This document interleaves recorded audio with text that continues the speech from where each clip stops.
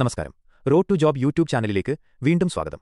Indian army 2027 recruitment വർഷത്തേക്കായി Agnipath പദ്ധതിക്ക് കീഴിൽ Agniveer woman military police തസ്തികയിലേക്ക് അപേക്ഷകൾ ക്ഷണിക്കുന്നു. ഇതിനായുള്ള ഓൺലൈൻ രജിസ്ട്രേഷൻ 2026 ഫെബ്രുവരി 13 മുതൽ ഏപ്രിൽ 1 വരെയായിരിക്കും. താൽക്കാലികമായി 2026 ജൂൺ 1 മുതൽ ജൂൺ 15 വരെ ഓൺലൈൻ പരീക്ഷകൾ നടത്തുന്നതാണ്. 10ാം ക്ലാസ് പരീക്ഷയിൽ ഓരോ വിഷയത്തിനും 33% മാർക്കും മൊത്തത്തിൽ 45% മാർക്കുമുള്ളവർക്ക് അപേക്ഷിക്കാം. എന്നാൽ ഗോർഖ വിഭാഗക്കാർക്ക് 10ാം ക്ലാസ് ലളിതമായ വിജയം മാത്രം മതിയാകും.